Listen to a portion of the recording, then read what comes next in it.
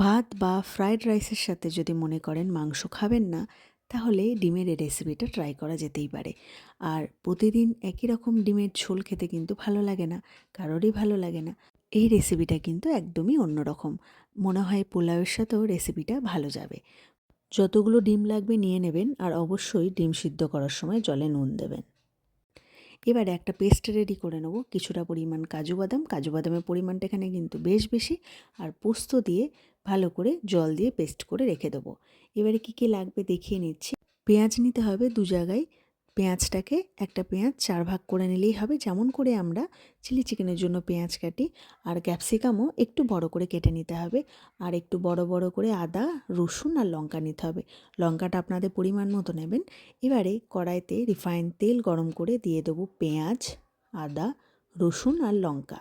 একদমই লো ফ্লেমে এটা কিন্তু ভাজতে হবে। খুব হাই ফ্লেমে ভাজলে এটা পুড়ে যেতে পারে। আমি বোঝাতে পারছি নিশ্চয়ই যে কতটা ভাজতে হবে।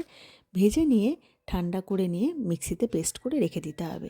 এবারে ওই তেলের মধ্যে বাকি রেখে দেওয়া পেঁয়াজ আর ক্যাপসিকাম ভেজে নেব। প্রথমে একবারে হাই ফ্লেমে পেঁয়াজ আর ক্যাপসিকামটাকে ভেজে নেব। তারপরে দিতে হবে কিন্তু টমেটোটাকে।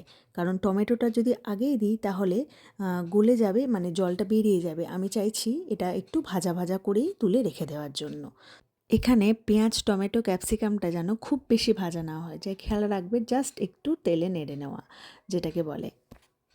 আবারও অল্প পরিমাণে রিফাইন তেল কড়াইয়ে গরম করে দিয়ে দিতে হবে পেঁয়াজ, আদা, রসুন, লঙ্কার যে পেস্ট রেডি করেছিলাম সেইটাকে। আমি এটা তেলে আগে ভেজে নিয়ে পেস্ট করে নিই, কারণ এই যে টেস্টটা ক্রিমের মতো লাগে, ভীষণ ভালো লাগে খেতে। আর রান্নাতে এটাই দরকার। এরপরে একটা বাটিতে পরিমাণ মতো টক দই নিয়ে নেবো, আর দিয়ে দেবো নুন আর চিনি। দিয়ে ভালো করে কিন্তু টক দইয়ের সাথে নুন আর চিনিটাকে মিশিয়ে নিতে হবে। আমি চিনিটা এখানে আগেই দিয়ে দিলাম, কারণ টক দইটা যেহেতু টক, সেহেতু ব্যালেন্স করার জন্য এটাকে আমি আগে থেকেই চিনিটা দিয়ে এর মধ্যে ফেটিয়ে নিচ্ছি, এতে টেস্ট কিন্তু বেশি ভালো আসবে। তারপরে কড়াইতে টক দইটাকে দিয়ে ভালো করে নেড়ে নিতে হবে। এবারে আমরা এর মধ্যে দিয়ে দেবো কাশ্মীরি রেড চিলি পাউডার। আমি এক্সট্রা আর কোনো চিনি, নুন ব্যবহার করব না, কারণ দইয়ের মধ্যে একেবারেই আমি চিনি আর নুনটা পরিমাণ মতো দিয়ে দিয়েছি। এরপর দিয়ে দেবো কাজু আর পোস্তর পেস্ট, সেটাও ভালো করে নেড়ে নিতে হবে।